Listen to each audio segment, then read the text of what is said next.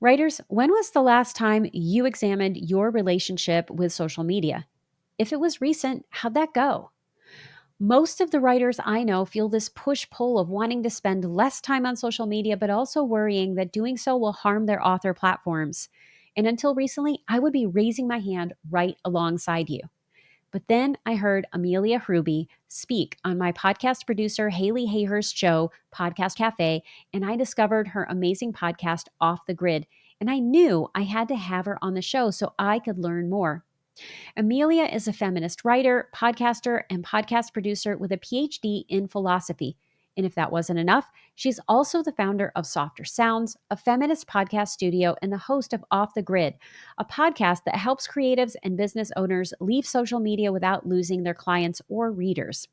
Amelia's work is rooted in radical generosity and energetic sovereignty, and in today's episode, that generosity shines through as she shares her personal journey of stepping away from social media after realizing it wasn't serving her as a writer and creative. During our conversation, we explore the powerful toolkit she's created for building your business and nurturing relationships without the pressure of algorithms or vanity metrics, and what readers are really looking for. Plus, she shares 3 easy, actionable tips you can immediately institute to improve your website's SEO. That alone makes this a must-listen episode. So writers, grab your pen, open your hearts, and get ready to explore all the ways you can build authentic relationships with readers and grow your author platform. Let's get started.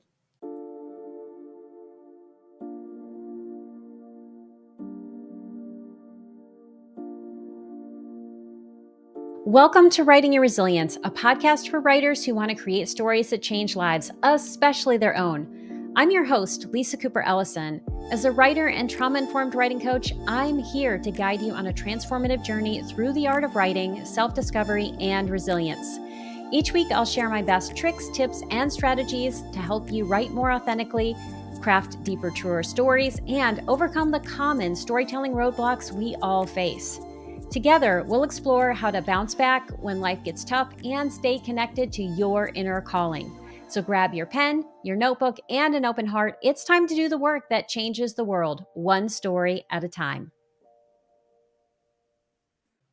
Hey writers, it is Lisa Cooper Ellison here, and I am so excited to invite you to a special webinar I will be teaching on Wednesday, May 28th. It's called The Art of Reflection in Memoir. And if you've ever struggled with weaving deep personal reflection into your memoir or personal essay, this is the workshop you've been waiting for. I will guide you through practical tools to transform raw emotion into powerful storytelling, all while staying true to your voice and your experiences. This 90-minute webinar includes a transcript, workbook, and extensive Q&As, and it's just $25. That's right, it's only $25.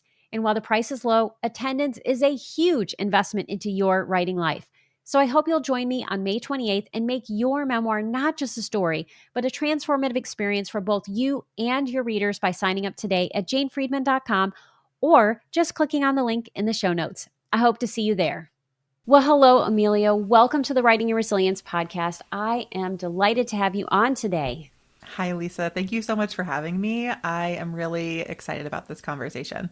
Well, I am a huge fan of Off the Grid. It's an amazing podcast. I'm telling all of you listeners right now, you need to go listen to this. I'm serious because you are speaking to an issue that is near and dear to my heart, which is our relationship with social media and how we, all of us, can consider it, especially if you have a business. And if you are a writer, like it or not, you have a business that you are running and you have to decide how are you going to navigate this. So I always like to begin by giving my guest a chance to share a little about themselves. So what would you like us to know about you and your podcast? Yeah, thanks for that opportunity. I would love for people to know, I suppose, that I am a feminist writer and podcaster. I currently have my own podcast production company called Softer Sounds. And as you mentioned, through the studio, we produce my show Off the Grid, which I always say is about leaving social media without losing all your clients. But for folks tuned in here, maybe it's about leaving social media without losing all your readers or new readers. And the show is really about being a creative person on the internet and ways to share our work and hopefully make some money without relying on these social media apps that can really keep us trapped in the algorithms, for better or worse, often for worse. So it's helpful to know up front that I have a pretty social media neutral perspective. If you're listening to this and you're on social media, that's great. I'm not here to convince you to get off of it. But if you're tuned in because you think maybe you want to be off of it, I'm really here to help you see the many, many pathways forward for all of us, including writers. I feel like writers and authors are always told you can't leave social media, but I disagree. And so that's kind of what we'll be unpacking together today. And as Lisa's already said, if you're into all of that, there's so much more for you to uncover or explore on my podcast, Off the Grid. We're almost 100 episodes in now, including conversations with some really fantastic writers. So lots there. But for now, I'm just pumped to see what we get into here today. Well, I'm excited about this conversation. And I just want to say that is one of the things that I have loved about your podcast is that it is social media agnostic. Like you're not telling any of us what to do. But what I do notice is that every time you have a guest on, recently you had an influencer on. So that's someone who's on social media all the time. Every single guest you have begins to question their relationship with social media, which I love. And some of them say, like, I'm never going to leave. This is what I do. But you give us an opportunity to question that and say, is this really serving me? And if so, how? And how can I do this in a way that is not taking over my life or putting me in a situation where I'm dependent on these algorithms and on these platforms that I don't own. So like, if you have a newsletter, you own that content. But if you're on, any of the social media platforms and you have tons of followers, anything can change at any time. And what are you going to do with that? Yeah, exactly. And I always like to say, I'm a pretty vocal critic of social media companies and the people who own and run those companies. And I'm happy to critique them. I think it's actually really important to do so. But I like to keep those critiques at the structural, systemic company level. I'm never here to critique anyone's individual choices in relationship to social media because this is the sort of broader system within marketing, especially within publishing, that we all have to navigate if we want our words and our work to make it out into the world. But just like you were saying, Lisa, it is also precarious for writers to build their entire platform on social media because it's not an owned channel in marketing speak. The social media company owns your relationship with your followers, not you. And also because of many of the terms and conditions on these platforms, they can even make claims to owning your images or your words if you're sharing them there. So I just think there are a lot of reasons, even if you're on social media, why you might want to build other places or channels or bodies of work, why you want to build all of that elsewhere, even if you're still on the apps, because we want to be taking care of ourselves and our work. And I have to say, the social media companies are not trying to take care of that for us.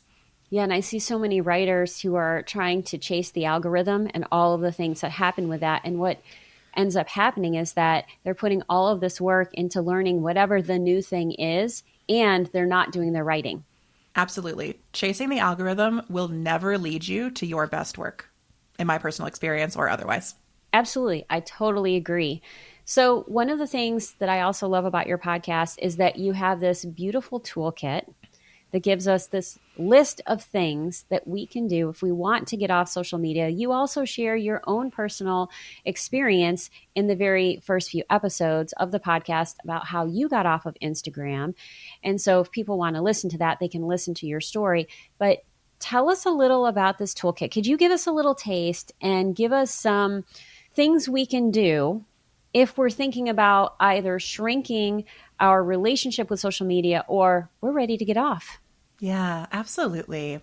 I think it's probably helpful to know about me, something I haven't shared yet, which is that the reason I left Instagram is largely because I was super bummed out about how my first book and its promotion went there. So I don't come to this just as a marketer or podcaster. I'm also a published writer myself. My first book, 50 Feminist Mantras, was an illustrated journal that came out with Andrews McMeel in October 2020, which was a really tough year to publish a first book.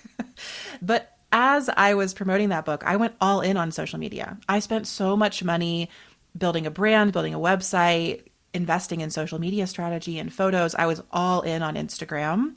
And my book did okay. I think it sold just over 2,000 copies, maybe almost 3,000, which funnily enough is about how many Instagram followers I had at that time.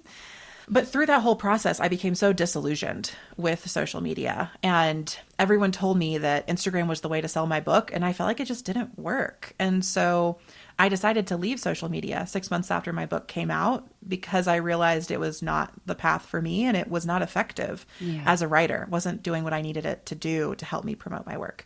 So I think that's just helpful to know that that's why I created this toolkit and this list that you're speaking to, because in the process of deciding to leave Instagram, I had this mindset, or I had a lot of fear of like, nobody's going to remember me. Everybody's going to forget about my work. I'm never going to be able to sell another book. I'm never going to be able to be a writer. And so to help get myself out of that mindset, I wrote this list of 100 ways to share your work without social media. And that list became kind of the foundation of the toolkit and brings in all the strategies that kind of you have mentioned here. So, I think that for me, when I think about marketing without social media, or if you don't like the word marketing, just sharing your work without social media, I think that foundationally, an email list is always one of the first things that I help people build. And as writers, we should love writing emails, right? Or we can love writing emails. Emails are another form of writing. I always think it's funny that like writers I will meet will be all on social media making like a million videos about their work and totally never writing a newsletter, even though writing is in our wheelhouse. Right. So I'm always here to say like having a newsletter, starting a newsletter, it can be very simple or very elaborate. It can be a creative newsletter where you share essays, or it could be more of a marketing one where you just straight up promote your work and talk about events or new books that are coming out. However you want to do it is fine. But I love starting with email and like grounding it in writing. And then the other thing I'm thinking about right now is kind of building a bit of a world of like tangible products and things around my work. I love marketing with like making stickers or zines or these other things that also feel very much related to the words I love, and how can I bring them into the world in different ways other than just like the book that I'm working on. So that's kind of the story of the toolkit and a couple of things from the toolkit that I'm focused on right now. Honestly, Lisa, I'm so curious, like if there's anything from the toolkit that you've tried out or loved, or if there are ideas that it sparked for you.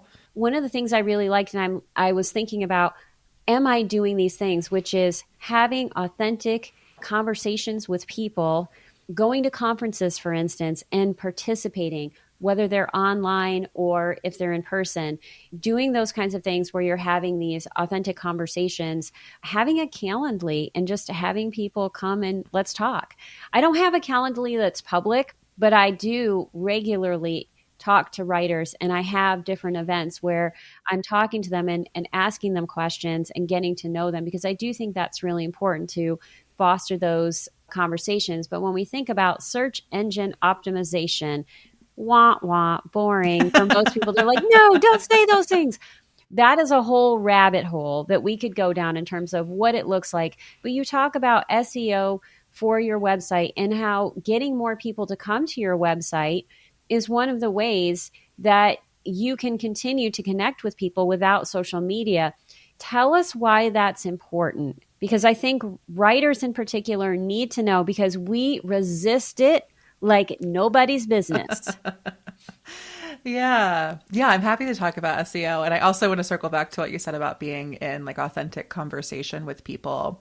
Something that's really coming up so much already in this conversation is that I feel like as writers, we're already strong marketers, even if we hate that idea or don't think of ourselves that way. Like in so many instances, marketing is about the power of our writing and how it can invite people in or entice them to learn more about us or make a connection with them or share something valuable with them. Like writing can do all of these things. And I personally do not think that marketing is like antithetical to our creative practice or to creative writing. I think that it's all writing. And there are different ways we flex our skills, perhaps, or combine those interests in different settings. But like writing a blog post for your website or writing an email for your newsletter or writing the next chapter of your book, like it's Yes. all writing. So I think that that's really important to remember. And also, I say that because I want to empower writers out there to believe they're already good at marketing because they're good at writing or they're getting better at writing. If you're working on the skills that make you a good writer or a good author, you're already working on the skills that make you a good marketer. And that's critical, so important.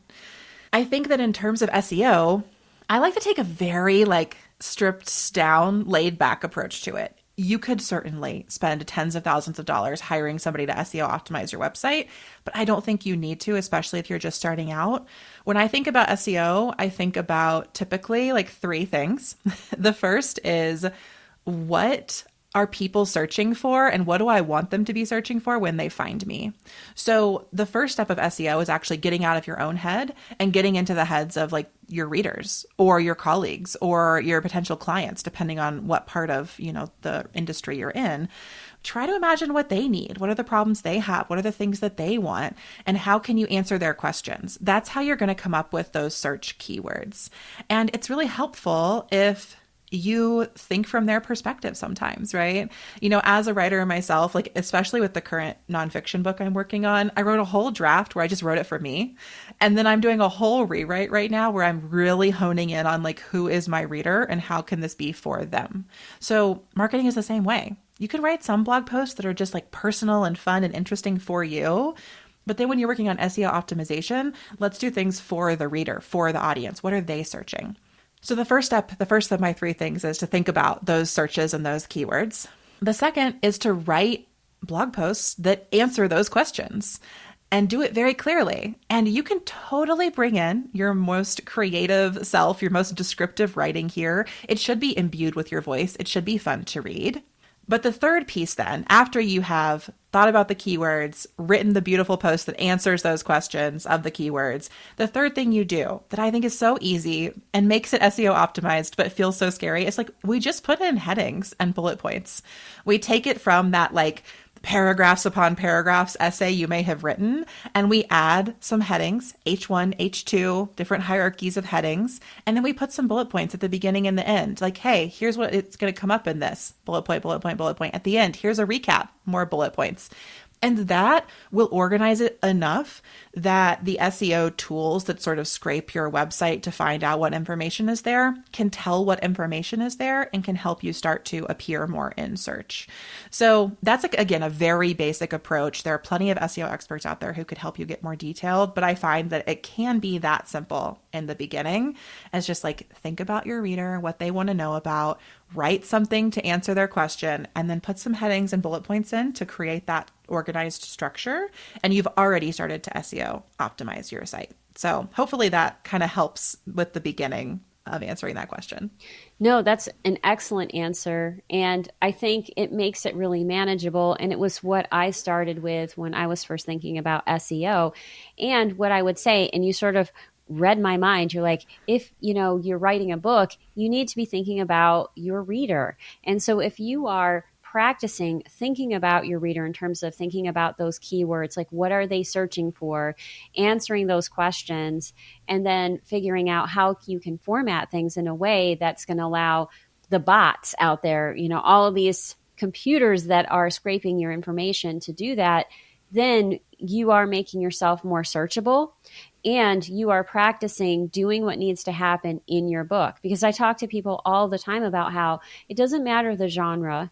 You are having a conversation with your reader and you are answering their question, and you are part of a larger conversation of all the things going on around this topic. And so the more you are training your brain to think in this way, the more you're training your brain to create stories that do that work. And you can do it with all your flair, with any structure you want, but you know where you're going. And it gives you confidence when you begin to market your book and you try to put it out on submission, whether you are going to small presses or you're trying to find an agent. You know where you stand in that conversation. You know what your book is trying to do. And that makes all the difference. Yeah, absolutely. I think that In some ways, like getting better at marketing is just a really great way to get better at like the other side of publishing or like the other side of your book, right? The book process is all about like you and your relationship to your book for so long. But then once it's published, it has a whole readership. And so you have to think about that readership before the book is published. You can't get it published without thinking about them, regardless, as you said, like you can't go on submission, you can't get an agent unless you've thought about who's going to read this book. And I've just found for me, like, I used to think of that almost with like, if I'm being honest, some like animosity of like, oh, I should just be able to be in my creative process. Why do I have to think about all this other stuff? But something that's really helped me reframe this for myself has just been approaching it through the lens of world building. And like me and my book and my readers are all in the same world, right? It's not me or them or me versus them or me begging them to read me, right? We all live in the same world. And my book is just one piece of that world. Like all of these blog posts we're talking about, or like the stickers I mentioned earlier, all of that lives in the world too. And so, I don't want this to be overwhelming. It's not like I'm saying you have to like write a book and build a whole world, but it is a little bit like you get to write a book and build a beautiful world around it and bring your readers into that process. And some of that is marketing and some of it is writing blog posts and some of it is like, it all goes together. And that's the magic of being a writer who publishes books. Like if you don't want to do any of that, just don't publish your books. Just write them. You can stay in your creative zone forever. Right. But if you are a writer who wants to be published, you're also invited into this practice of world building and marketing. And I think that it can be so much fun. That's the other thing from the toolkit. Like the 100 ways list is about helping you find things that sound fun so you can do that. Like don't do the marketing stuff that sounds miserable. Do the marketing stuff that you can feel a spark of interest and joy in. Like start there. And then you can build out into some of these other practices. Yeah, another thing from your toolkit is, having some swag. And I was thinking about Laura Cathcart Robbins, who was on the podcast, and her publisher ended up offering these things to her, but you can create them for yourself. She had this beautiful water bottle. She had a little bag, and it had a picture of her book on it. And so anytime she's walking around, it's right there. And that can start a conversation. So yeah, anytime you can build a world and then have conversations about it, that is the blessing of being a published author and sharing your work in the world. And so you love social media. I've told you that I have a ambivalent/hate relationship with social media. I know that there are times when it is necessary to have some level of engagement, at least right now. But honestly, I think over time it's going to go away from me because it's really a no inside me. I mean, that's how it's felt for the longest time. I do like doing targeted searches for the people that I care about and seeing what they're up to. But doom scrolling or just mindlessly looking at what the reels are, that sucks away so much of my time. And trying to create social media content that has the chance at virality or is going to have this larger reach, it doesn't do great things for my brain. So tell me how your life has changed in a positive way as a result of being off social media. What's your brain like, and what are you able to do without having to think about those things? Yeah. Well, first, I just want to empathize with your experience. I think social media is overwhelming for almost everyone, definitely for anyone who's pressed play on this podcast episode. So when we feel those things, I think it's important to begin with just like a deep breath and like a pause, right? Like a literal like inhale and exhale. Because all of those feelings, like they live in our body and they make us, I find, really tight and crunched and like nothing feels like it can flow. And of course, that's the opposite of how we want to feel in our writing, where we can hopefully find flow and the words flow and all of that. So, when I left social media, I think there are two sides to what I always like to say here. One is that I am so much more present in my life. Yeah. I just like don't have so many of the concerns that my peers and friends on social media have. I don't get as sucked into doom scrolling spirals as they do. And all of that feels really good. The other side of it is leaving social media is not going to solve all of your problems. Right. So I don't like to overpromise here either. Like, has it radically transformed my life in the best ways? Yes, absolutely. And also, do I still have problems? Do I still get anxious? Does all of that still happen? Like, yes, 100%. It's a both and here. So when I first left, I really discovered that I had this like huge influx of creative energy because Instagram, the primary platform I was on, was a really big creative outlet for me. I mean, I was creating so much content for Instagram when I was promoting my book. We're talking about like multiple posts a day for months. So when I wasn't putting that into Instagram, I suddenly had all that creative energy to go other places. So my first like 3 to 6 months off Instagram, I was writing all these blog posts. I was sending all these email newsletters. I was like riding this huge wave of that creative output. And then over time, I describe it as like I came back to a human pace, or like I found my pace for the first time. And I got in touch with like, what are my actual rhythms as a creator? Not the rhythm I have to maintain for the algorithm, not the rhythm that feels forced upon me by the industry, but like, what is my actual rhythm? How do I actually create? What are the formats that actually inspire and excite me? And there was definitely this like big eye-opening moment where I was like, okay, wow, if I'm not so trapped in the box of like posts, likes, reels, IG lives, all this stuff, like there was this sort of funny moment where I was like, oh, I can do anything. Like my writing can take any form. I can do anything. And that was a really nice feeling to have. And then, of course, over time, like all the regular stuff comes back. I still get blocked in my work. I still struggle with anxiety sometimes or self-doubt. Like all of that's still present. But I think that what has happened more than anything is like, that's not happening to me because of something I see on social media anymore. It still comes up in relationship to my work, but it's not just because I saw somebody else's post and was like, oh shit, they got a 6-figure book deal and I haven't yet. So now I need to feel horrible for 2 weeks. Like that never happens to me anymore because I'm not engaging in the platforms in that way. So I'm able to stay much more centered in my own experience and much more in touch with my own experience. And I transmute my own struggles, I think, with more ease because I'm with myself rather than like with thousands of people I'm following online. Yeah. So there's lots of openings and it does not necessarily solve everything. I have two questions for you. And so I'm going to share them together. And if you forget, I will remind you because it's hard to keep all of this in your mind, especially when you're in a live conversation with someone.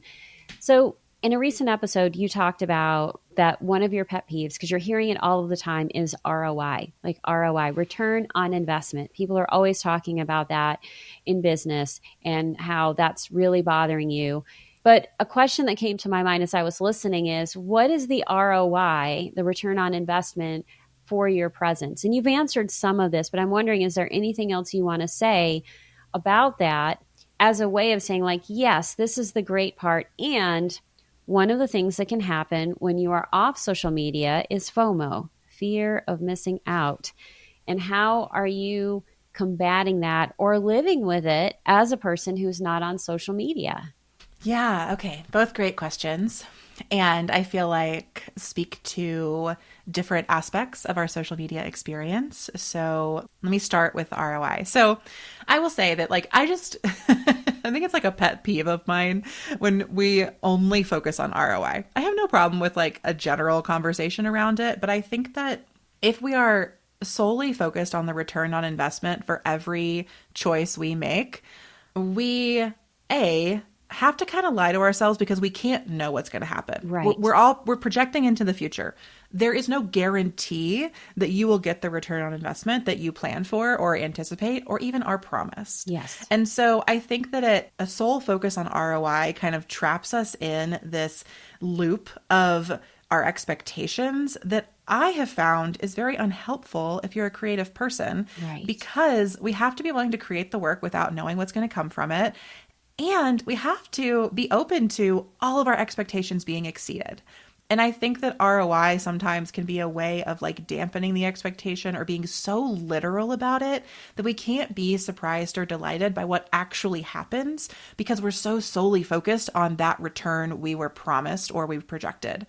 And so that is kind of my issue, my pet peeve of ROI. I understand how it makes sense in a business context. I don't think it really makes any sense in a creative context. Right. When you're merging those in creative business, I just don't know that it's like the most helpful thing to be focused on.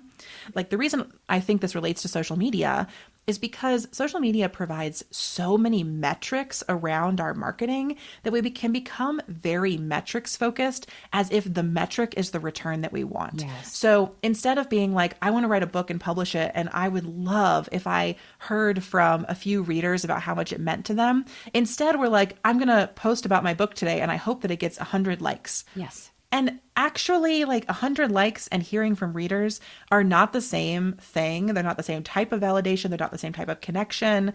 And I think that social media and ROI there just really warps what we think is important about writing or publishing. Also, because those 100 likes do not necessarily translate into any book sales at all. Mm-hmm. And so I think that this is sort of my issue with ROI. In terms of your question around like the ROI on presence, well, I honestly don't really think of it that way. My friend and off the grid guest, Amelia Knott, wrote a beautiful book called The Art of Thriving Online. And she talks about, I think actually quoting another podcast guest of mine, Pascale Coté, about reframing KPIs instead of being key performance indicators, being key presence indicators.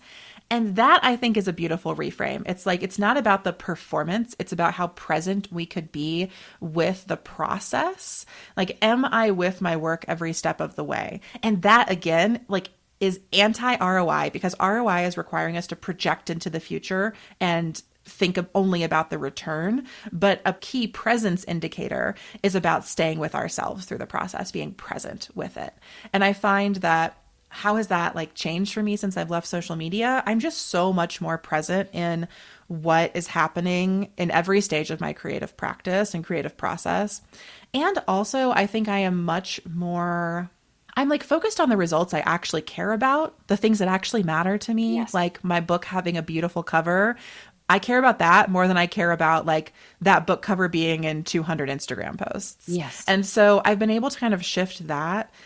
And also, I think that it's not just that I'm more present. There's like a texture here that I'm trying to feel into what it means, or there's something around like the ROI on presence or the key presence indicator keeps me from getting so like the colloquialism I'm coming up with is like lost in the sauce, but that's not quite the right phrase that I want. But it's just that like, I feel like my attention is focused on the things I want it to be focused on, not the things that everyone else tells me are important. Yes. About my book or my business, or my book and my business. And that has been such a valuable shift for me. And I think has been a huge difference between putting out the book that I put out almost 5 years ago now, and then thinking about my next book that I'm hoping to publish this year. And then how that relates to FOMO. Well, I think that it's so interesting to think about FOMO now for me, because FOMO was a huge part of my social media experience in the earliest years of it. Like when I really was, especially when I was younger, I was in my early to mid 20s, I like used social media to see what other people were up to and then feel bad if I wasn't up to stuff like they were. Right. I think that these are actually kind of related in the sense of like, I didn't have any FOMO leaving social media, and I don't experience FOMO now because, as trite as this sounds, like I just love my life and I'm not so concerned with what other people are doing in their lives unless I know them and we're in relationship and I want to hear about it. Yes. But being off social media has made it much easier for me to loosen my grip on what I call, or many people call, the compare and despair cycle, which I think is closely related to the fear of missing out. I'm just not holding on to those like measuring sticks of like, here's how I measure and here's how other people measure anymore. And that allows me to care less if I am quote unquote missing out on something someone else is doing, because I like the things I'm doing and I trust the path that I am on.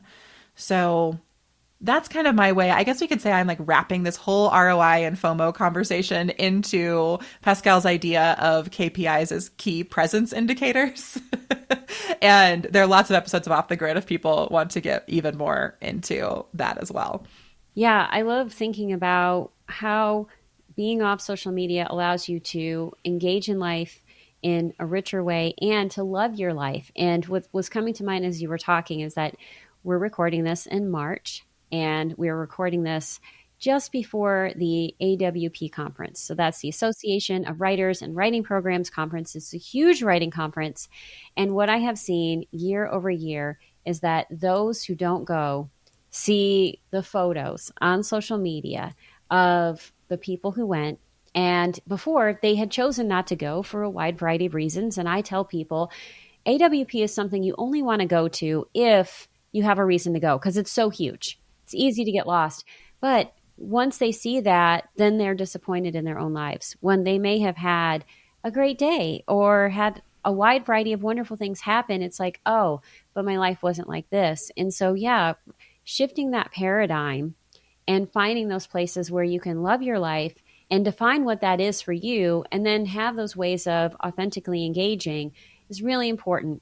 And one of the things I was listening to one of your episodes, and it was about being seen and how that's one of the maybe the false metrics that we can fall into with social media is this belief that, oh, if I'm out there, and especially if I have the likes and I have like the vanity metrics that are going to show that I'm being successful online, that it's a way of being seen.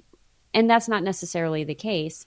How do you handle that in your own life in terms of feeling like you are still seen? And how are you seeing others in a richer way? Yeah. I mean, it's a huge question. So let me try to break it into a few pieces. I think that we talk about being seen or feeling seen. There are two different layers that I definitely want to sort of separate here. One is like our deeply personal, emotional human being need to be seen, right? Yes. We want to be seen and feel seen in our relationships. We want to feel like we belong. All of this, I think, are like core human emotional journeys that we each go on. And I think that many of us have turned to social media to feel seen in aspects of our identity that perhaps we don't see modeled or we can't find people to relate to in our offline lives. Yes. And so social media can be a really beautifully powerful tool for seeing ourselves and feeling seen in the aspects of our identity that may be overlooked or may be straight up like rejected or discriminated against in a broader context. And I don't want to diminish that. And I think that that's really important. And also, I think that if we only ever feel seen online, over time, that feeling becomes like kind of desiccates a bit. It's like not fully satisfactory if we don't have those deeper, tangible, literally like in-person relationships that also meet us where we're at or help us feel seen. So I think that's one stage of it. And ways I've done that, I mean, I do so much just making friends, largely on the internet. Honestly, I don't live in a place where there are a lot of people who care about the exact same things that I do, but I meet people online and I go visit them, or we have phone calls, or we like kind of bring our experience and our relationship offline together. And that's how I feel seen without social media. I think the other layer of this conversation is about visibility. And that is more of like a broader, like, I want to be visible to a larger audience so that I can sell a book or like make money in this way.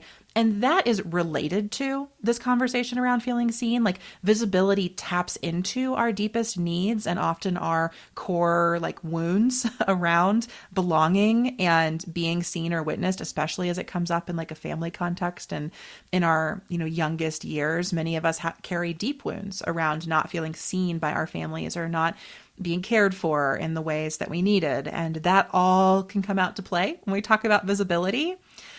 But when we're looking at visibility, we're talking about building an audience or being in front of a larger audience. And audience building is different than relationship building. It's happening at a different scale. It's one to many, not one to one or one to few. Yes. And so when I think about visibility without social media, well, then I'm thinking a lot about where are the audiences gathered and where can I go and be with them? And also then how can I start to build my own audience and bring people toward me? So visibility has these like dual motions of like, I have to go out in front of other people and I have to bring people toward me. And I think that that's a lot of work to do when you're also like trying to write your book and hang out, like hang out in your creative process. But I was just thinking, like, bringing this back to our conversation around like ROI and FOMO. And then I said earlier, I was going to wrap back in like authentic conversations and relationships. I think it all starts small. Like sometimes when we're thinking about feeling seen or being seen, we jump straight to that like I need an audience of millions of readers. Or like we look at Elizabeth Gilbert and we're like, I want to be her, but I'm over here Mm-hmm. with my audience of Yes. 3 readers right now, right? So it's like there's a big, huge distance between those two things, right? And so I think that we start on that interpersonal relationship building level. Have conversations with people who read your book. Move out of the broadcast model of communication, because what I see far too many people do is you're a tiny, just getting started writer, or you're an established writer who has a small audience, but all you ever do is broadcast at people. You get on social media, you put these posts out there. You never have those one-on-one or small group conversations. You don't do the book events. You just go to these like massive conferences and feel invisible there. But none of that is actually building relationships. And that's where it all starts. And as you build more relationships, you can really step into visibility, because now you have relationships that will put you on a bigger stage. They'll put you in front of people who will put you in front of their audience, and you can start to get that momentum. And that is how visibility grows. It starts in those like interpersonal moments where we feel seen and see other people. And then it builds into more of the visibility and the audience building. And so I think it's just really important to like know that it's both, and know what stage that we are at, and cultivate those skills over time too. Because the other thing people don't anticipate, that I will share from firsthand experience, is that we have to kind of expand a window of tolerance for visibility. Yeah. If you go from an audience of 3 to an audience of 3 million overnight, your body cannot handle it. Mm-hmm. Like it does not work. And this happened to me last fall when I had the amazing experience of being a guest on We Can Do Hard Things, which is Glennon Doyle's podcast, and was a huge opportunity for me. I mean, they have, I don't even know, 100 times, 1,000 times, 10,000 times the audience that I have. And my body was so panicked because I'd never spoken to that many people before. I'd never put my work on such a public stage. And so far in my career, my audience has grown very organically at a pace that my nervous system could keep up with. But that was just this moment where I was way outside my window of tolerance, and I had to figure out how to handle it. And I think that we don't talk about that enough in these conversations. Like, I can just imagine so many listeners here who have like been to a workshop on how to like grow your audience, but have not thought about any of these things around the levels of like how to feel seen, the core wounds that come up with that, ways to heal those, how to build relationships, how to move into audience building. Like it's a very slow step-by-step process that we can take at our own time, and that I think we're actually better served moving through slowly than like the sort of like viral social media fame success path we're told we should want. I love that you said that, because that is what I work with people on all the time. Yeah, because we do need to move at a speed that our nervous systems can handle.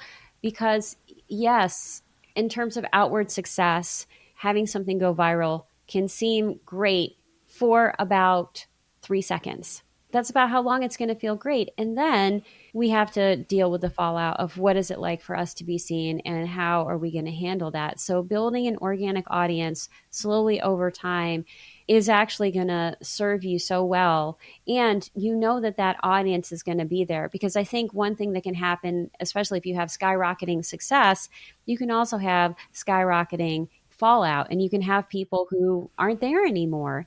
And I noticed that one of the things that you're doing is you have a group that's starting in March, and your episode unfortunately is not going to air for a little while, but you are building community, and you're like, hey, come write with me.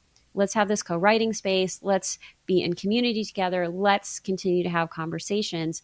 And I think that is a wonderful way to have that both and, right? I am in a creative space. I am tapping into that energy, and I'm getting to know my audience and the people that care about my work. So I'm going to end with 2 questions, and then I'm going to give you an opportunity to tell everybody how they can connect with you. But the first question is, you have a book that is in the process. I don't know how much you want to say. We talked about it. So I want to give you an opportunity to say that, where it is in the process. But as you think about this book and you think about where you are now, which is not on social media, versus where you were with your first book, which you were on social media, what's one thing you're thinking about doing to market that in a new and fresh way? Yeah, so I'm currently working on a book called Your Attention is Sacred, Except on Social Media. It's at a kind of funny stage in the process right now, where as we're recording this, I'm awaiting an offer from my publisher. Just to get briefly into the weeds for all the writers out there, my first contract had a right of first refusal clause in it. So when I went to write another book, I had to send it back to my first publisher. I actually thought I was going to self-publish this book, and I still might. By the time you listen to this, it may be that I am self-publishing this book, but I'm kind of sitting with this question of what do I want to do? Do I want to publish traditionally again? Do I want to go into self-publishing and do it my own way and take on all the work that that requires? And I've had both experiences before, because my first book, I actually self-published it first, and then it was picked up and republished by the publisher. So I love every aspect of the publishing industry and of the writing and the publishing process. And I've done it myself, and I've done it with industry support. And I think there are pros and cons for both. In terms of how I'm thinking about promoting this book, I mean, I know your question was like, what are fresh ways that you're thinking about doing this? But I think that part of me wants to be a bit of a like curmudgeon and say that like I'm doing a lot of the tried and true stuff that I think does work. So obviously I have an email list and a podcast of my own that once the book is officially official, however that happens, we'll be promoting those things. We'll be pushing pre-orders. We'll be inviting people to support in different ways.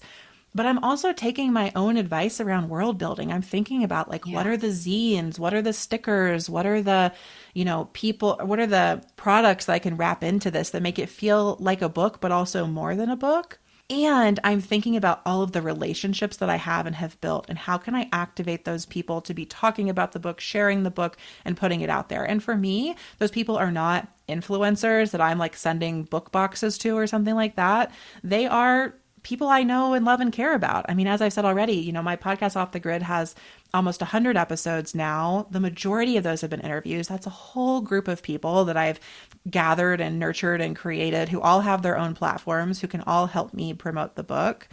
I also think that strategy is just what will carry me through. So for me, again, it's email, it's podcast, it's cross promotion, and it's world building, fun things, books like stickers and flyers and zines and other stuff I can create around it. And maybe there will be something fresh. I don't know. I mean, I do love like everything I do is built in relationships. I'm a huge fan of building a business centered on relationships. And I think there could be some fun ways. I've been experimenting with like the idea of like, is there a little newspaper that goes out to people who sign up for a list and that has things in it? When I've thought about self-publishing the book, I've thought about like, do I put a page in the back that's straight up like ads? Do I sell ad space inside my book?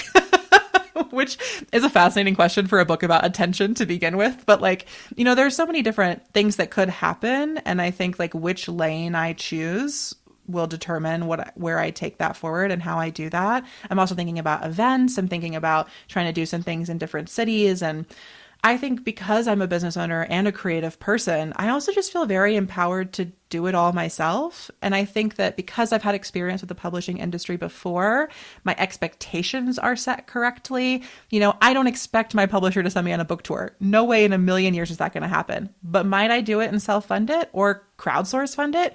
Yeah, I very well might. And I just feel so empowered to do that. I'm not spending any time being caught in the loop of like, oh, I wish I could have that, or I wish my publisher would do that for me. I'm just like, no, if that's something I genuinely want, I will sit with it and decide if I genuinely want it. And if I do want it, then I will make it happen. And that is how I think about marketing the book overall. It's just like, what are all the fun ways I can get this in people's hands? And let me tell you, like posting on Instagram is A, not a thought because I'm not on social media, but B, like it does not sound fun at all. So like, I'm not going to make that my strategy. And what I would say is that even though you said these are tried and true, and I would agree with you, these are tried and true, but the concept of building a world around your book, I think is something that most people don't think about. And then thinking about all of these other ways that we can get our books out there. What are the fun things you could create? The stickers, the bottles, the book bags, all of the things that can get the word out there and do it in a way that is not online. Well, I'm going to ask you one last question. What is one way that you nurture your resilience and nurture yourself that people might not expect? What's coming to mind is that I think that if you listen to me in this episode, or if you go listen to Off the Grid podcast, It's possible to take away that like I am just a person who has all their shit together and can do everything myself.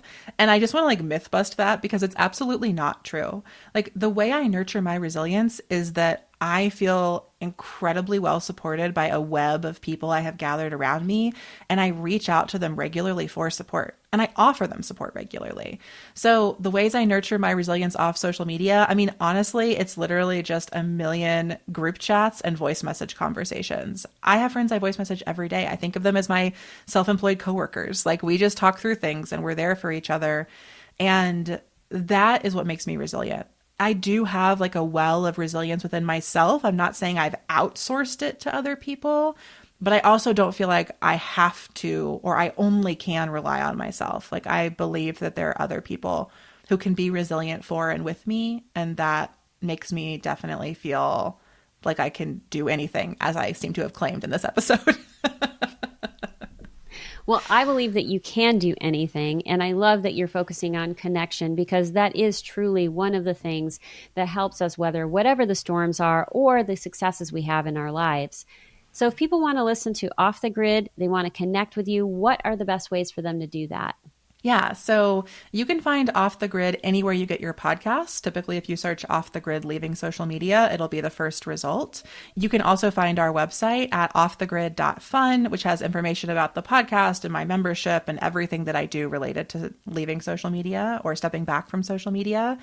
And then if you're interested just in my work, you can find me at ameliahruby.com. That has links to my first book, as well as all of my podcasts. There are many of them, and everything that I am up to. So that's probably the best places to find me are ameliahruby.com and offthegrid.fun. And if you were listening and said, hold on, I didn't get a chance to write that down, everything is in the show notes, so it is very easy for you to get. Well, thank you so much, Amelia, for being on the show today. It has been an absolute pleasure. Thank you, Lisa. This has been so great. Thanks so much for listening. If you'd like to learn more about Amelia, her podcast, Off the Grid, and most importantly, her toolkit for leaving social media, be sure to check out the show notes for this episode. But before you go, I would love it if you would text the show if you're on Apple Podcast or Spotify, or leave a comment on YouTube with the answer to the following question. What's your relationship with social media like right now? Are you feeling gung-ho, maybe so-so, or are you ready to leave? I'd love to hear your thoughts on this issue. And speaking of your thoughts on this podcast, I'd like to give a quick shout out to Maggie Brophy, author of the poetry collections The Paper Girl and Firemark, for your recent comments on Kelly McMaster's episode. Maggie and I met back in 2016 at Writer House, a local nonprofit writing center here in Charlottesville, and it means the world to me, Maggie, to have reconnected with you through this podcast. Thank you so much for listening. And listeners, if you haven't contacted the show yet, I'd love to hear from you too. Until next time, remember that your story matters, and as you work on it, you change lives, especially your own. That's it for today's episode. Thank you so much for tuning in. I truly couldn't do this podcast without your support. If you love this episode, here are 3 simple ways you can keep this show thriving. 1, subscribe or follow Writing Your Resilience on Apple Podcasts, Spotify, or YouTube so you never miss an episode. 2, leave a 5-star review to help others discover the podcast. 3, join my engaged writing community by signing up for the Writing Your Resilience newsletter.